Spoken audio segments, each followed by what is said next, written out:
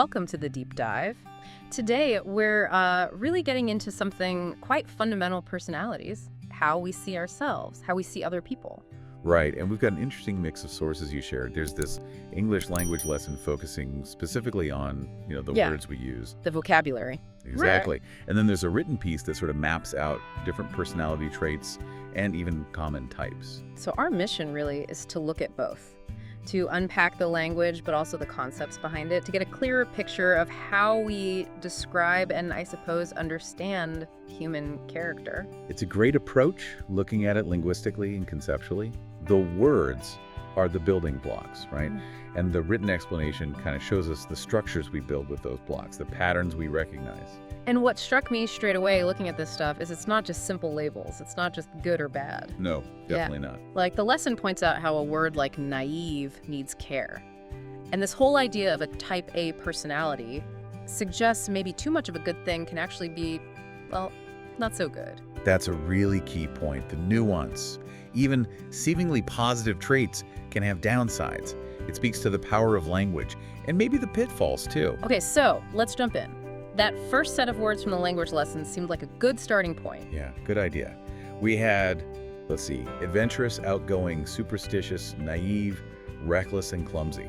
A real mix. They do start painting a picture, don't they? Let's take outgoing. The audio defined that as someone really comfortable talking to strangers. Right. The example was someone whose brother could just chat with anyone. It's that social ease. Yeah, shyness there. Exactly. It's a clear behavioral thing. But then you get superstitious. Yes, walking under ladders. Precisely. The audio linked it to believing certain actions bring bad luck. Oh. It shows how some of these personality aspects might actually be more about, cultural beliefs or learned things. That's interesting. Okay, and then naive. The lesson described it as someone who tends to believe things easily, even unlikely things. They use that raining frogs example. Yeah, quite vivid. But importantly, they immediately warned that calling someone naive, well, it can be offensive. It's got a bit of a sting to it. It really does. And that brings up the subtext, doesn't it? Are we just describing gullibility or implying a lack of judgment, maybe even something negative about their perception? Definitely makes you think about word choice.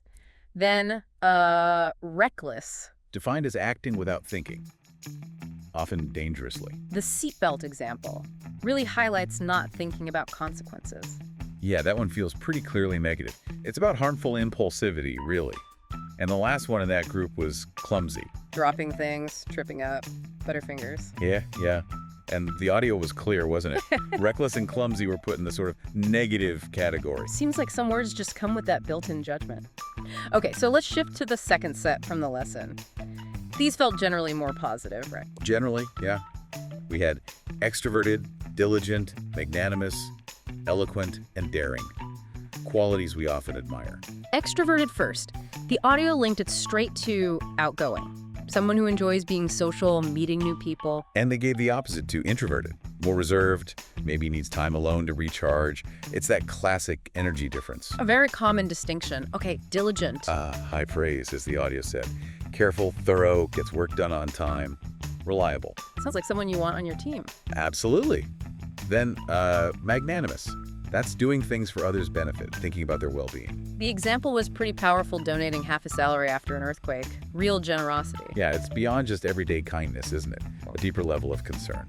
Next was eloquent. The good speakers. Exactly. Skilled communicators, engaging, use language well. And finally, daring. This one felt a bit complex. It did. The audio pointed out it's a bit double-edged. Daring can be good, like a smart entrepreneurial risk. But it can also tip over into reckless. Right. The skydiving example. Context matters hugely. Is the risk calculated or just foolish? That makes sense. The outcome often decides how we judge it. Okay, so how does all of this vocabulary link up with the other source, the written one about traits? Well, you see some really clear connections. The written text listed common words and the overlaps jump out. Like outgoing from the audio and the outgoing person described in the text. Talkative, energetic. Exactly. And the text, kind, person, caring. Helpful, that echoes magnanimous from the audio. And the kind and caring type they mentioned. And the negatives match up too, like not diligent is basically lazy, not polite is rude. It's like seeing the same ideas expressed slightly differently. And the written text expands things, gives us more words. Yeah, it had longer lists, more positive ones like friendly, honest, hardworking. I like the little examples they gave for each. Like Emma being friendly, John being hardworking. Makes it concrete. And then the negative list too. Impatient, arrogant, selfish, shy, moody, bossy, stubborn. Again, with examples, it gives you a broader vocabulary to use. Those lists are really helpful for just grasping the range of descriptions. And then the text grouped these into those 5 common personality types. Right. The outgoing, the quiet, the funny, the serious, and the kind, caring person. It's like creating profiles. Sort of. For the outgoing type, they use words like talkative, energetic, Sarah, who makes friends easily. Yeah, and the quiet person. Shy, calm, thoughtful. David, who likes reading alone. Then the funny one, cheerful, silly, Mike, the jokester. The serious one, responsible, organized, like Anna focusing on her studies. And the kind and caring one, helpful, loving, Emma, who supports her friends. These types feel familiar, don't they? They do resonate. They're simplified, maybe archetypes, but they capture common clusters of traits we often see. Okay, but let's circle back to that nuance thing. The warning about using naive. Yes, that's so important. Word choice matters. It can carry judgment we don't even intend. It makes you pause. And then that whole type A personality concept the audio brought up. Ah, yes. Someone who's like too extroverted and hardworking. Exactly. It's like the positive traits go into overdrive and become negative. That's what's fascinating. Qualities we usually praise, being driven, outgoing, when they're extreme or unbalanced, they can lead to problems. Yeah. The audio mentioned type A people can be overly serious, anxious. Controlling, not easygoing, poor listeners. Right. It's a paradox, isn't it? Ambition and drive are valued, but too much can actually harm relationships and well-being. Really underscores the importance of, I guess, balance in personality. I think so. And the written text mentioned why understanding all this is useful. Oh, yeah. That awareness of different personalities helps with communication, making friends, working in teams, basically getting along better, developing a bit of empathy. That makes perfect sense. So we've really covered some ground here. We have. Looked at specific words from the language lesson, the positive and negative spins, then linked them to the broader traits and types in the written piece. Hopefully you listening now have a richer toolkit for thinking about personality. And I think that idea of positive traits having a potential dark side, like the type A example, is really something to mull over. Definitely. So maybe a question for you to think about is, how could being more aware of these nuances, these potential negatives, even in positive traits, change how you interact with people? How might it improve things? That's a great question to leave things on.